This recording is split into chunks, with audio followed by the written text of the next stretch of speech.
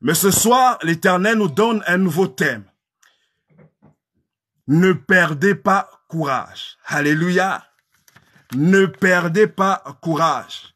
Mercredi, il fallait que tu espères en Dieu, quelle que soit la force de ton ennemi. Mais ce dimanche, l'Éternel te dit, ne perds pas courage. Alléluia. Si l'Éternel te dit ce soir, ne perds pas courage, ça veut dire qu'il a vu un découragement quelque part. Ça veut dire qu'il a vu ta tristesse. Ça veut dire qu'il a vu un cœur chagriné, un cœur qui pleure, un cœur qui saigne. Ça veut dire qu'il a vu une douleur quelque part. C'est pourquoi il veut t'encourager ce soir à ne pas perdre courage. Est-ce que quelqu'un peut me dire Amen?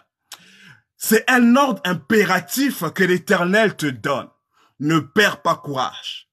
Et courage. Marche avec force. Marche avec détermination.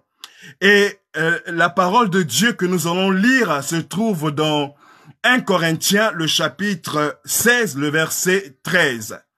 1 Corinthiens, le chapitre 16, le verset 13. Si tu peux nous aider à l'écrire sous l'écran, cela nous fera du bien.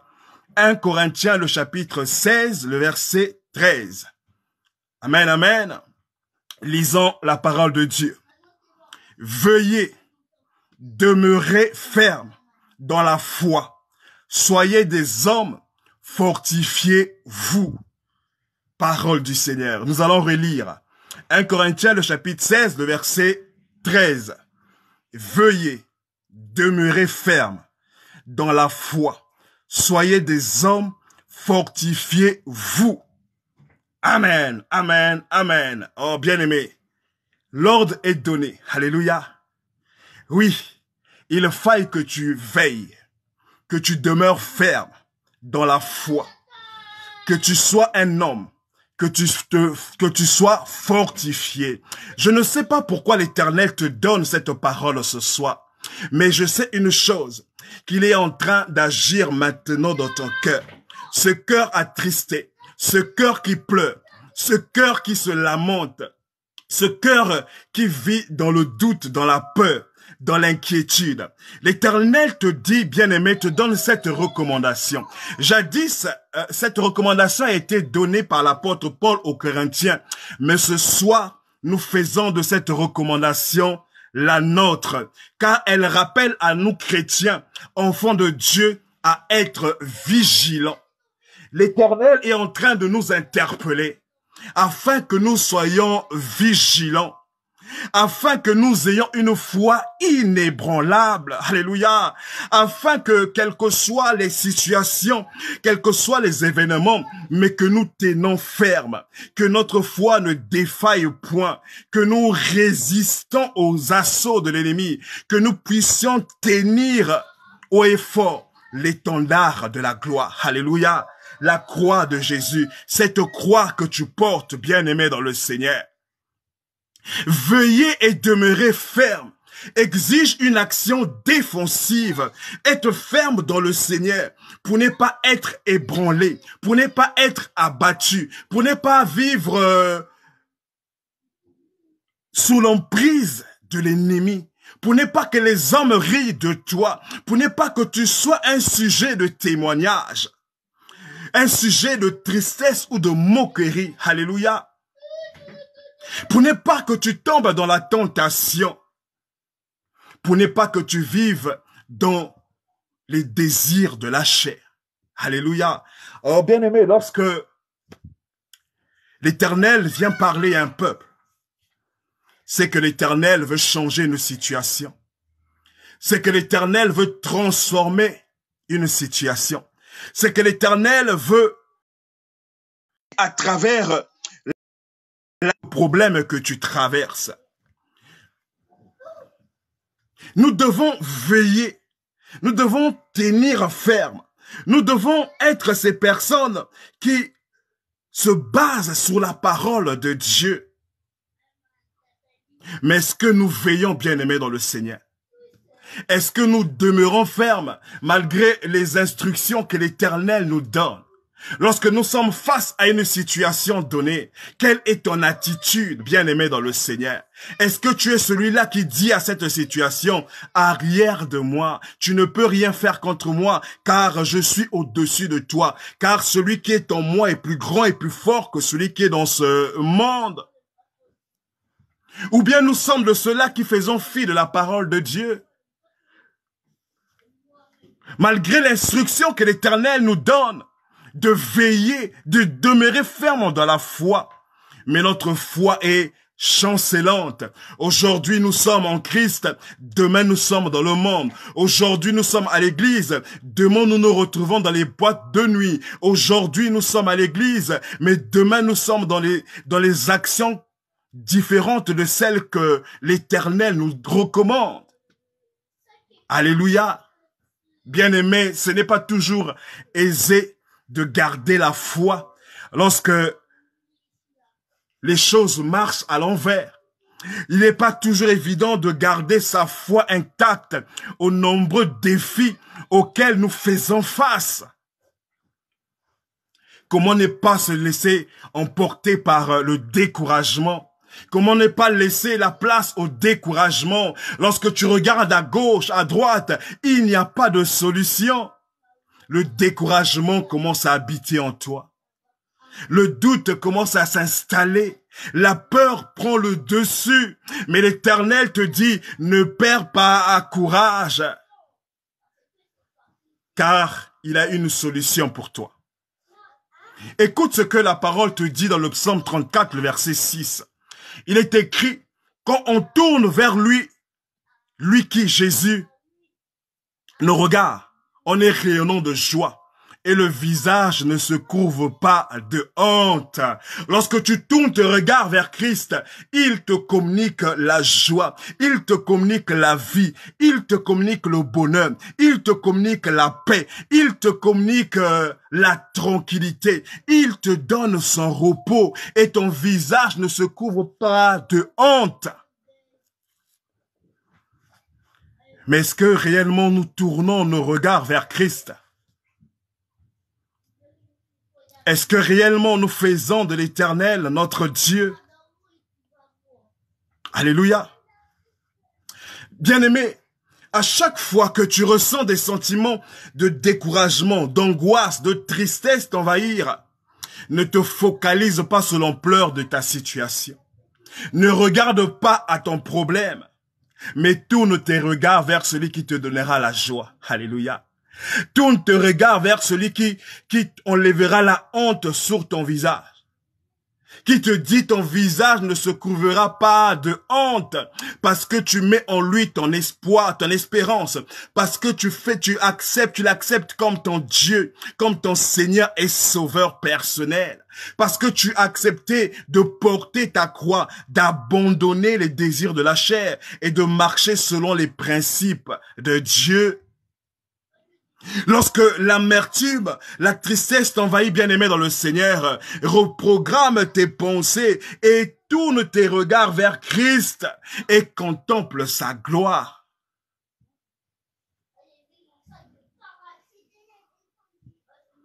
Lorsque tu tournes ton regard vers Christ, tu fais appel à son amour. Tu lui rappelles que tu as confiance en lui. Tu lui rappelles que sans lui, tu ne peux rien faire. Lorsque tu tournes ton regard vers Christ, il transforme ta tristesse en joie. Il transforme ton découragement en espoir. Il transforme ton angoisse en assurance. Lorsque Christ est ton Dieu, lorsque tu marches avec Christ, tu marches avec assurance. C'est pourquoi il te dit que 1000 tombent à ton côté et 10 000 à ta droite ne sera pas atteint. Alléluia. Par tes yeux seulement, tu verras la rétribution des méchants. Pendant que je te parle, bien, je vois un nouveau soleil briller sur ton visage. Je vois l'espoir renaître au-dedans de toi. Est-ce que tu peux m'aider à dire à ton frère qui est à côté de toi, à ce frère qui est certainement derrière toi, détourne ton cœur et ton regard de tes problèmes. Élève les yeux vers le ciel où se trouve ton Père céleste. Alors, il fallait qu'il détourne ses regards de sa situation. Vous savez, bien-aimé, lorsque tes regards sont apaisantis sur ta situation, tu ne verras pas le bout du tunnel. Lorsque le regard est apaisanti sur ta situation, ton regard est fixé vers le sol. Tu ne regarderas pas la lumière qui brille au devant de toi. Oui, lorsque ton regard est fixé sur ta situation, tu deviens comme cette femme courbée, alléluia, qui était courbée pendant 18 ans. Mais lorsque Christ est arrivé, lorsque Jésus est rentré dans le temple, il a appelé fille d'Abraham. Et la fille d'Abraham ne peut vivre dans la condamnation. Et elle a reçu sa délivrance après 18 ans de souffrance. Elle ne pouvait pas se courber, elle ne pouvait pas se redresser. Elle était courbée pendant 18 ans. Certainement, elle était la risée de sa famille, des gens de son quartier. Voilà la preuve même lorsqu'elle a reçu sa guérison. Les prêtres du temple se sont fâchés. Oh, le jour du sabbat, tu viens accorder nos délivrances à quelqu'un. Oh bien-aimé dans le Seigneur, qui s'oppose à ta délivrance, qui ne veut pas voir ton épanouissement, quelles sont ces œuvres de l'ennemi qui te condamne pour que tu sois courbé. Mais ce soir, l'Éternel t'appelle fils d'Abraham, fille d'Abraham. Tu ne peux plus vivre dans la condamnation, tu ne peux plus vivre dans la loi. Alors reçois ta délivrance dans le nom de Jésus. Alléluia. Oh, n'oublie pas que ton Jésus, que ton Dieu a reçu le nom au-dessus de tout nom. Alléluia. Et devant le nom de Jésus, tout genou fléchit.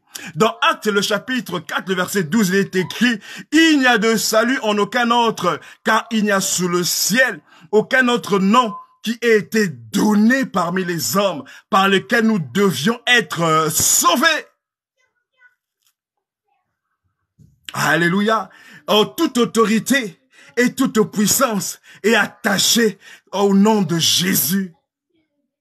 Il incarne la puissance, il incarne l'autorité, il incarne le pouvoir. C'est pourquoi elle te dit, voici, je vous ai donné le pouvoir de marcher sur les serpents, sous les scorpions et sur toute la puissance de l'ennemi, et rien ne pourra vous nuire. Rien ne peut te nuire parce que l'Éternel t'a donné ce pouvoir. Toi qui marches à la lumière de la parole de Dieu. Toi qui l'as accepté. Toi qui ne marches pas dans le mélange. Tu mélanges l'eau et l'huile. Alléluia. Oui, toi qui es dans les désirs de la chair. Oui, aujourd'hui tu es en Christ et demain tu es dans le monde. Tu es dans la tradition. Tu es dans la coutume. Tu es dans les histoires qui ne confessent pas le nom de Jésus.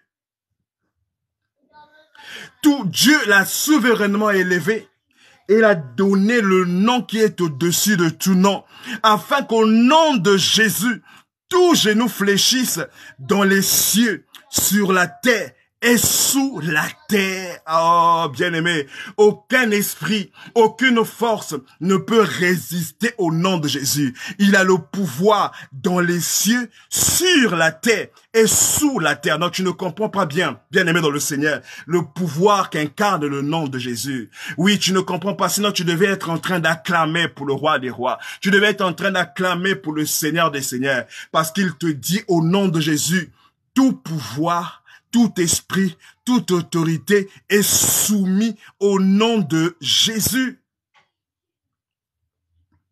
Alléluia.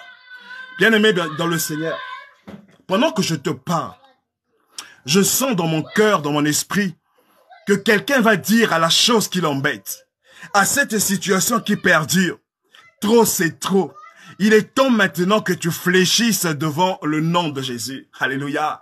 Il est temps que tu montres à ta situation. Il est temps que tu montres à ce qui ne va pas dans ta vie que le nom de Jésus domine sur ça.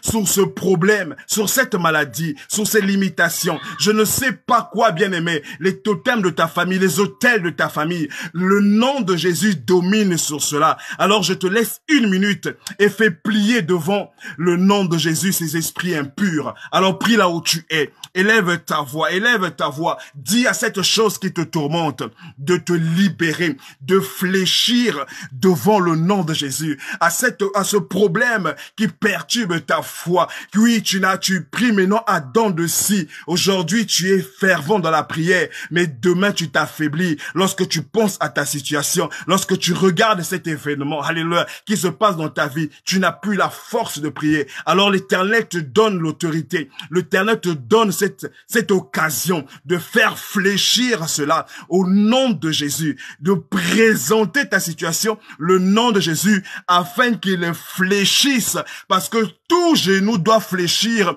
devant le nom de Jésus, dans les cieux, sur la terre et sous la terre. Alléluia. Oh, tu as une minute, bien-aimé. Prie là où tu es. Prie pour toi. Prie pour ta famille. Pour la gloire de Dieu. Alléluia. Quelle est l'œuvre éternelle qui condamne la vie d'un frère, la vie d'une sœur ce soir?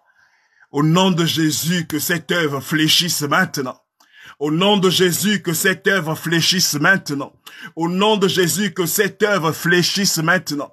Que tout ce qui n'est pas de toi dans sa vie fléchisse maintenant devant le nom de Jésus. Nous présentons le nom de Jésus devant cette maladie. Nous présentons le nom de Jésus devant ces blocages. Nous présentons le nom de Jésus devant ce célibat. Nous présentons le nom de Jésus devant cette limitation. Nous présentons le nom de Jésus devant ce mythe de famille, ce totem, cet autel de Baal de la famille. Nous présentons le nom de Jésus et qu'il fléchisse maintenant dans le nom de Jésus. Oh Seigneur, prends autorité maintenant et glorifie-toi. Amen, amen, amen. Oh, pendant que tu m'écoutes et que tu prononces le nom de Jésus, l'atmosphère de là où tu es change. Je vois cette échelle, oh bien-aimé, dont les anges descendent et montent. Alléluia. Dans les anges montent et descendent sur cette échelle. Oh, ta prière monte vers le ciel et l'Éternel t'envoie sa réponse. Est-ce que quelqu'un peut me dire amen? Alléluia. Oh, bien-aimé, dis un peu Jésus, roi des rois. Dis-moi bien, bien-aimé, dis un peu, Jésus, roi des rois, Jésus, roi des rois, Jésus, roi des rois. Oui, il est le roi des rois. Vous savez, il y a quelques années, cette inspiration a été donnée par le Seigneur par le biais de son serviteur, le pasteur Moïse. Nous étions à une campagne d'évangélisation, mais qui se faisait à Pointe-Noire par paroisse. Et ce jour-là, on s'est retrouvés à l'époque à la paroisse Vouvoux. Ça fait plus de 10 ans maintenant, je crois. Plus de 10 ans. On se retrouvait à la paroisse de Vouvoux. Et pendant qu'on était en train de prier, maman pasteur, donc maman Hermie, la femme de papa Moïse, était grosse. Elle était prête à aller accoucher. Et pendant qu'elle arrive à l'hôpital, il y avait des complications. Donc le message arrive au pasteur pour dire qu'à maman là-bas, il y a des complications, voilà, c'est un peu compliqué. Alléluia. Alors l'inspiration arrive. Il demande à tout le monde, mettez-vous debout. Dites, Jésus, roi des rois. Alléluia.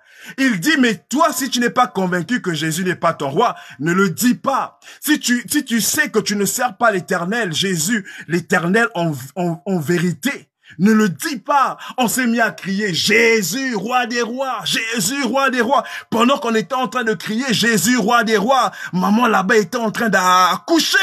Alléluia. Oh, bien aimé. Quel témoignage. Papa nous a raconté après, parce que c'est mon père, c'est notre père, papa Moïse. Il nous a raconté cette inspiration. Et depuis là, lorsque j'écris Jésus, roi des rois, je vois ce miracle. Lorsque l'enfant est né à la maternité à Pointe-Noire. Oh, on bénit le nom de l'Éternel. Ne sous-estime pas le nom de Jésus. Des fois, nous prenons le nom de Jésus comme un fétiche. Pour un rien, on crie au nom de Jésus. Sans effet, au nom de Jésus. Oh, même pour une blague, sans effet, au nom de Jésus. Non, non, on ne blague pas avec le nom de Jésus. Ce nom est précieux, bien-aimé dans le Seigneur. Ce nom de Jésus, lorsque tu le dis avec foi, lorsque ton cœur est attaché au Christ, oh, bien-aimé, ça fait trembler le monde de ténèbres. Le monde de ténèbres ne peut pas résister au nom de Jésus. Non, il peut pas résister. Lorsqu'il écoute le nom de Jésus, il fait qu'il y ait bouleversement dans le monde de ténèbres, pendant que tu es en train de crier Jésus, roi des rois, oui, le diable est en train de dire il faille que je sorte de cette maison. Je dois libérer la vie de cet enfant. Je dois libérer la vie de cet homme. Je dois libérer la vie de cette femme. Je dois libérer la vie de cette famille parce que le nom de Jésus me tourmente.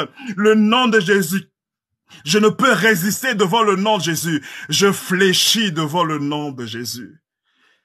Ah, est-ce que quelqu'un peut me dire amen?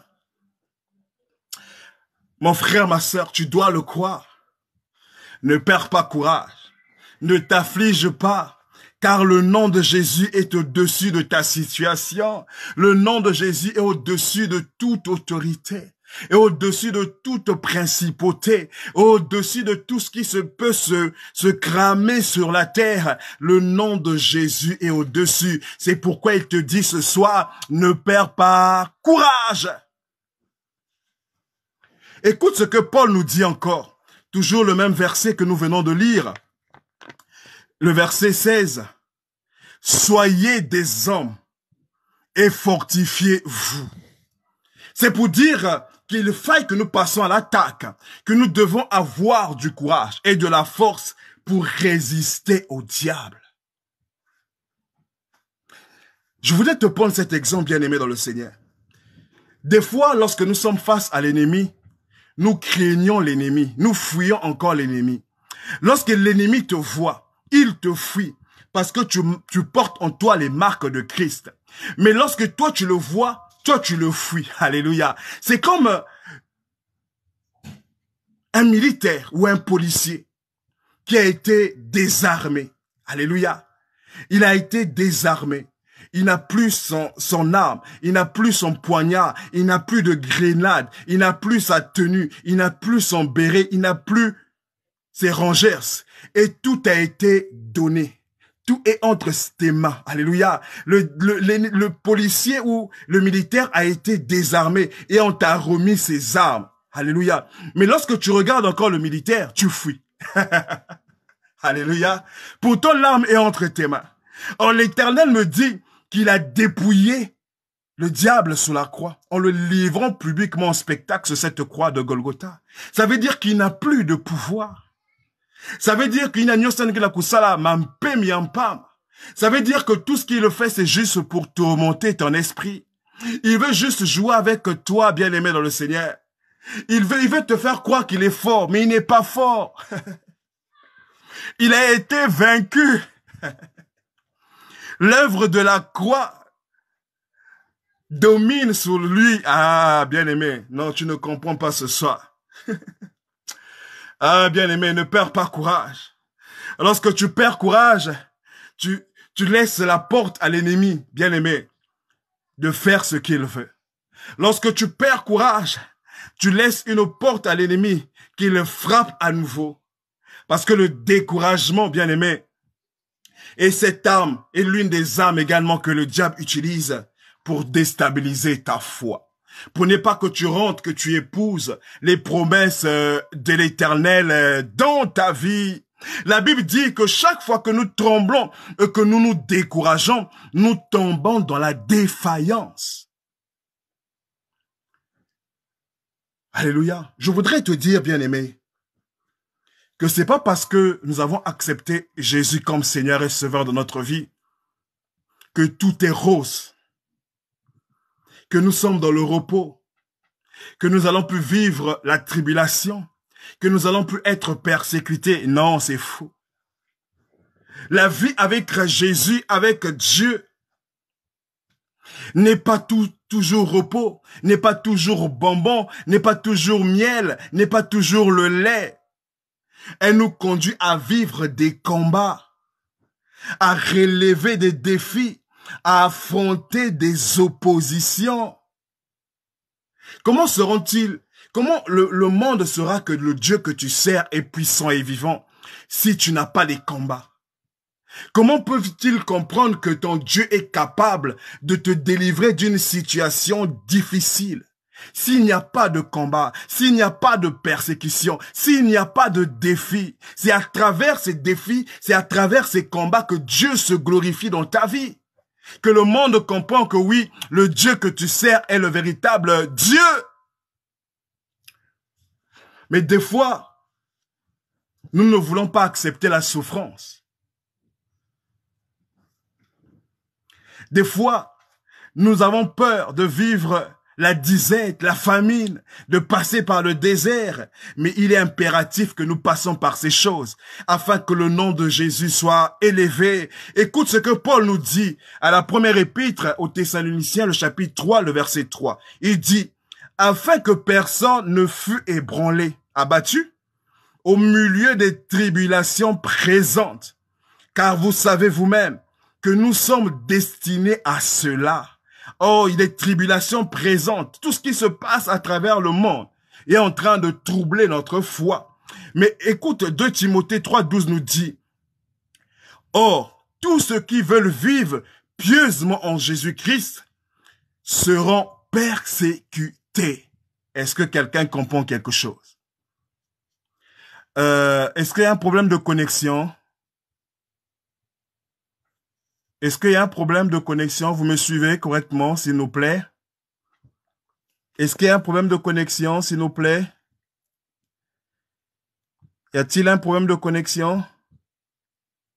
Vous me suivez? Alléluia. Je pense que c'est bon. Est-ce que vous me donnez un retour, s'il vous plaît? Un retour? Ah, il n'y a pas un problème de connexion. Frère Yannick, essaie de revoir ta connexion. Merci. Ceux qui veulent vivre pieusement en Christ seront persécutés. Ce n'est pas moi qui le dis, mais c'est la parole de Dieu. Alléluia. Alléluia. Tu es persécuté pour la gloire de Dieu. Il faut que tu sois persécuté pour que tu t'affermisses dans la prière, pour que tu aies une vie de prière constante. Lorsque tout marche, lorsque tout va bien, oui, tu vas faiblir dans la prière. Tu n'auras plus de temps particuliers avec le Seigneur. Mais lorsque une écharde t'est imposée, tu seras là en train de crier, « Ah Jésus, viens à mon aide, viens secours-moi. » Tu seras cette femme de prière, cet homme de prière. Alléluia. Est-ce que quelqu'un peut me dire amen? Mais je voudrais te dire une bonne nouvelle.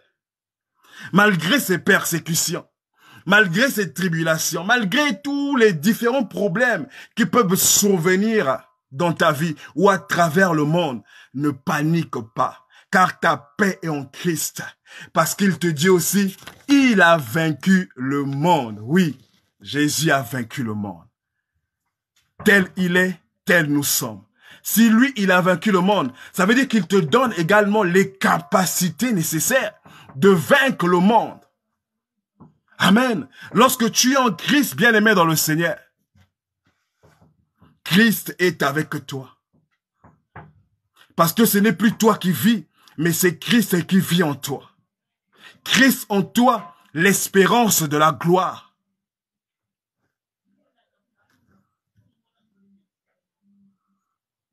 Des fois, lorsque nous faisons face à des difficultés, lorsque nous faisons face à des attaques, notre cœur s'agite. La Bible compare cela à des arbres de la forêt qui sont agités par le vent. Lorsque ton cœur panique, lorsque ton cœur palpite, oui, tu es semblable à cet arbre de la forêt qui est agité par le vent. Alléluia. Oh bien-aimé, cette situation est arrivée au roi Achaz. Lorsque deux ennemis ont comploté pour vouloir le faire du mal, pour vouloir l'assiéger, pour vouloir dominer sur eux. Écoute ce que Ésaïe, le chapitre 7. Ah, merci maman Flo. Écoute ce que Ésaïe, le chapitre 7, le verset 2 nous dit. On vint dire à la maison de David, les Syriens sont campés en Éphraïm, et le cœur d'Achaz et le cœur de son peuple furent agités, comme les arbres de la forêt sont agités par le vent. Est-ce que ton cœur n'est pas agité comme cet arbre de la forêt qui est agité par le vent? Lorsque nous regardons les arbres, lorsque le vent souffle, l'arbre et les branches de l'arbre suivent le mouvement du vent. Alléluia. Alléluia. Alléluia. Oh bien-aimé, Ne sois pas agité, ne panique pas. Ton Dieu est au contrôle de ta situation. Ton Dieu n'a pas encore dit son dernier mot. Vous savez, lorsque nous sommes tristes, lorsque nous sommes abattus, cela peut affecter nos proches. Nos proches peuvent ressentir ce que tu vis.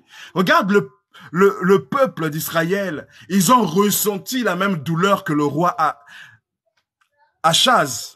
Lorsqu'il a paniqué, lorsqu'il a appris que ces deux rois se sont ligués pour venir l'attaquer. Il a pris peur et le peuple également a pris peur. Alors je voudrais t'encourager, lorsque tu es face à une situation, garde calme. Garde calme. Toi qui as reçu une mauvaise nouvelle, une nouvelle quelconque qui affecte ton moral, qui te fait douter même de l'existence de Dieu, qui hérisse des cheveux à tel des nuits blanches. Écoute la suite d'Ésaïe, le chapitre 7, le verset 3 à 4. Il nous dit ceci.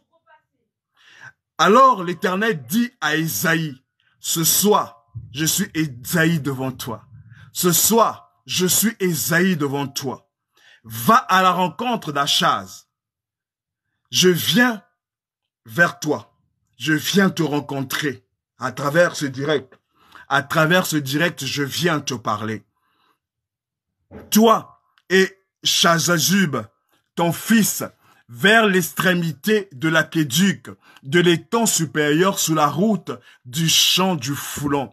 Et dis-lui, l'Éternel me charge de te dire, bien-aimé dans le Seigneur, sois tranquille, sois calme, ne perds pas courage, ne crains rien, n'aie pas peur, et que ton cœur ne s'alarme point devant ces deux bouts de tisson fumant, devant la colère de Rétsin et de la Syrie et du fils de Remalia.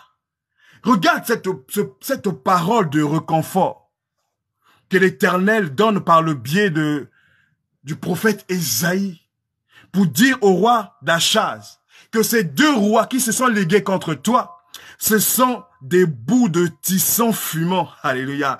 Dieu est en train de les minimiser. Dieu est en train de rappeler au roi Achaz que ces deux-là, ils peuvent rien contre toi. Ils sont finis. Ces deux rois représentent le diable. Ces deux rois représentent la situation que tu es en train de vivre. Mais l'Éternel te rassure d'une chose, bien-aimé dans le Seigneur. Il te dit, ne crains rien, que ton cœur ne s'alarme pas devant cette situation que tu traverses, devant ce problème, devant ce collège de sorciers de ta famille, devant tes collègues qui se réunissent pour pouvoir te détourner, qui se réunissent pour pouvoir te faire du tort, pour que tu sois licencié, pour vouloir prendre ton poste. Mais l'Éternel te dit qu'ils ne peuvent rien parce que ce sont des bouts de tisson qui fumant. Alléluia. Ils sont insignifiants. Ils n'ont même pas de pouvoir. Ils n'ont même pas d'autorité parce que Christ est avec toi. Alléluia. Oh, bien-aimé, est-ce que tu peux rendre grâce à Dieu de ce qu'il est? Il est merveilleux. Car tu ne combats pas pour la victoire, mais tu combats dans la victoire. Oui, tu ne combats pas pour la victoire, tu combats dans la victoire. Vous savez, mes frères et sœurs, il est toujours bon lorsque nous sommes dépassés par quelque chose, de prendre la Bible et de la lire. Parce que c'est à travers la parole de Dieu que l'Éternel va te parler. L'Éternel va se révéler à toi. L'Éternel va te donner solution à ton problème, à cette situation qui te tourmente. Je dis souvent que la Bible est la meilleure de toutes les prophéties. Tout ce que nous vivons dans ce monde est consigné dans la parole de Dieu. Tu es effrondé. Tu marches, tu passes par des temps de difficulté. Tu n'arrives pas à trouver solution. Plonge tes regards dans la parole de Dieu. Et le Saint-Esprit te parlera. Le Saint-Esprit te donnera la parole idéale face à la situation dans laquelle tu traverses. Alléluia. Lorsque nous sommes dans la souffrance, lorsque nous sommes dans le découragement, dans les difficultés, nous avons tendance à imaginer que c'est fini pour nous. Nous sommes démoralisés. Nous nous disons qu'est-ce qui nous arrive. Mais l'Éternel te dit, ne perds pas courage. Nous devons faire face à ces difficultés. Mais sachez qu'avec Dieu, nous sommes toujours vainqueurs. Nous avons toujours la victoire. Quel que soit le temps que le problème peut durer, quel que soit le nombre d'années de ces difficultés, mais la victoire est certaine avec l'Éternel. Parce qu'il est Dieu. Dans nos moments de disette, de tristesse, de sécheresse, il faille que nous tenions ferme dans la foi. C'est pourquoi Hébreux, le chapitre 11, le verset 6 nous dit, « Or, sans la foi, il est impossible de lui être agréable, car il faut que celui qui s'approche de Dieu croit que Dieu existe et qu'il est le rémunérateur de ceux qui le cherchent. » Crois-tu que Dieu existe? Si oui, approche-toi donc avec assurance du trône de la grâce, afin d'obtenir miséricorde et de trouver grâce pour être secouru dans ta situation, pour être secouru dans tes besoins. Est-ce que quelqu'un peut me dire Amen? Est-ce que tu peux me dire Amen? Aujourd'hui, tu peux marcher dans la vallée de Baca, mais sache que l'Éternel est à tes côtés. Mais juste la foi. C'est cette foi qui permet que la puissance de l'Éternel se manifeste.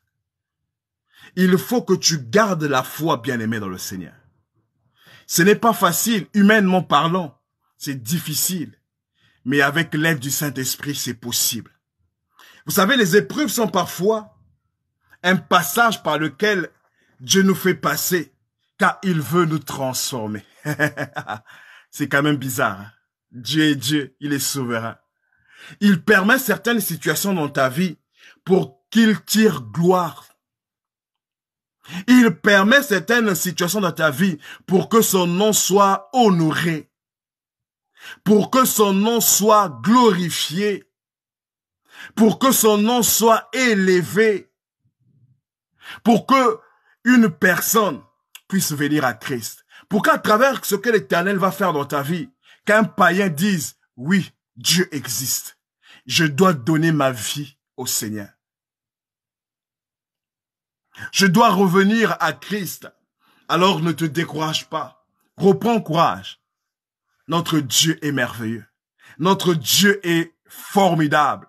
Il veut faire de nous des lumières. Il veut qu'à travers ta situation, ton problème, qu'une lumière jaillisse pour que l'humanité soit éclairée. Alléluia. Alléluia. Si vous gardez les yeux fixés sur Dieu, votre cœur sera fervent et aucun obstacle ne pourra tenir devant vous, car Dieu prendra soin de vous. Garde espoir, garde espérance. N'oublie pas, Emmanuel est chaque jour avec toi. Il te conduit dans la victoire, car il t'aime. Oui, Emmanuel t'aime. Il est avec toi tous les jours de ta vie. Que Dieu bénisse sa parole, que Dieu te bénisse, que Dieu apaise ton cœur, que Dieu touche ton cœur, afin que la paix de Dieu s'installe en toi. Amen, amen, amen, amen. Oui, bien-aimés, nous sommes à la fin de notre culte de ce dimanche. C'est un temps de partage. Nous avons partagé la parole de Dieu. Nous allons prier. Merci encore, Éternel, pour ta grâce, pour ce privilège de ce que tu as parlé à un peuple, de ce que ta parole qui est comme une épée à double tranchant, tu as parlé à un frère, tu m'as parlé, Tu nous demandes de ne pas perdre courage parce que tu es avec nous. Quelles que soient les tribulations, quelles que soient les difficultés, Seigneur, les situations dans lesquelles nous traversons, tu nous demandes de tenir ferme, d'avoir la foi, cette foi inébranlable, que c'est à travers la foi que tu te manifestes, c'est à travers la foi que tu agis. Alors visite le cœur d'un frère, visite le cœur d'une sœur éternelle, afin que tu augmentes sa foi. Oh, quels que soient les événements, les circonstances de sa vie, sois le maître, sois l'alpha, l'oméga, Seigneur. Agis puissamment. Glorifie-toi, tire gloire éternelle de ce problème. Élève l'étendard de ta gloire pour que, Père, un cœur soit joyeux, pour que, Père, un peuple soit béni, pour que, Père, ta lumière luise dans les ténèbres, pour que le monde sache que tu es Dieu. Si tu es pour nous, qui sera contre nous, Seigneur? Merci encore de cette page, les amis du direct. Bénis Éternel ceux qui sont connectés ce soir et certainement ceux qui recevront cette vidéo en différé. Visite nos maisons, Seigneur. Apporte-nous ta grâce. Ouvre les portes. Que nos paniers ne désemplissent point. Toi qui as nourri 5000 hommes, sans compter femmes et enfants, avec 5 pains et 2 poissons. Ta parole me dit que tu as mis ton peuple par 50 et chacun a reçu de quoi manger. Et il resta 12 paniers pleins de pain et de poissons. Tu es le Dieu de la multiplication. Je ne sais pas ce qui manque dans la maison d'un frère, dans la maison d'une sœur ou d'une famille. Alors multiplie, Seigneur. S'il y a un pain, multiplie ce pain. S'il y a un poisson, multiplie ce poisson, Seigneur, afin que ta gloire apparaisse dans le nom de Jésus. Que cette sécheresse éternelle quitte ce foyer, quitte cette famille dans le nom de Jésus. Communique la vie éternelle pour que ton nom seul soit béni. Oh Jésus, oh Jésus, tu es le même hier, aujourd'hui et éternellement. Alors éternel, visite ce soir un peuple. Visite ce soir ton fils. Mets la paix dans ce cœur qui pleure. À travers cette parole, que la paix s'installe. Oui, un vent de paix maintenant. La paix qui apporte la tranquillité. La paix qui apporte le repos, la paix qui apporte la joie, la paix qui apporte la gaieté, la paix éternelle qui apaise les cœurs meurtris, qui pense les blessures de nos cœurs. Oh Christ, que ta paix s'installe pendant toute cette nouvelle semaine. Conduis ton peuple.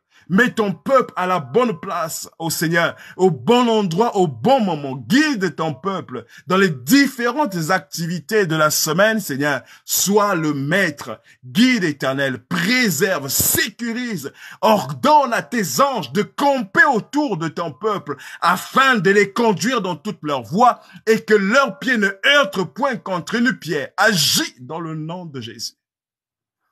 Ta parole me dit que l'ange de l'Éternel campe autour de ceux qui le craignent et il arrache au danger. Alors, Éternel, viens camper. L'ange de l'Éternel, c'est toi-même, Christ Jésus. Viens camper autour de ton peuple afin que tu les arraches de tout danger, que tu les préserves des accidents, des fausses accusations, ô Père, des agressions, Seigneur, que tu protèges ton peuple, les enfants, Seigneur, lorsqu'ils sortent de la maison vers l'école, de l'école vers la maison, dans la cour de récréation, préserve, Seigneur, sécurise nos enfants de tout danger. Oh Seigneur, merci de ce que tu le fais. Merci de la force et du courage que tu te redonnes à un frère, que tu redonnes à une sœur. Gloire, honneur et magnificence à toi. Au nom de Jésus, nous avons ainsi prié. Nous disons Amen, Amen, Amen. Amen. Le culte a été assez lourd. Je ne sais pas si vous l'avez constaté, mais pourvu, l'Éternel s'est glorifié et on bénit encore le nom de notre Seigneur. Si Jésus ne revient pas, on se retrouve mercredi pour notre culte d'intercession. Est-ce que c'est le dernier mercredi? Je pense pas. Non, c'est pas... Ah oui, c'est le dernier mercredi du mois de juin, le 29. Le 29, voilà. C'est le dernier mercredi du mois de juin. En tout cas, passe le message. On se retrouve mercredi. Bonne soirée, que Dieu nous bénisse. N'oublie pas ta foi et ta victoire. Amen, amen, amen.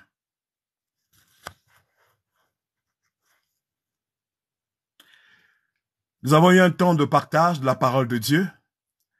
Et je pense que l'Éternel vous a fait du bien parce que lorsque la parole de Dieu sort, elle bénit, elle édifie, elle conseille, elle oriente. Et lorsque Dieu parle à un peuple, c'est que l'Éternel veut apporter sa grâce, veut apporter un changement, un renouvellement. Et je crois que l'Éternel te fera du bien. Que Dieu te bénisse. Prenez soin de vous. Une semaine agréable. Votre foi et votre victoire. À bientôt. Merci.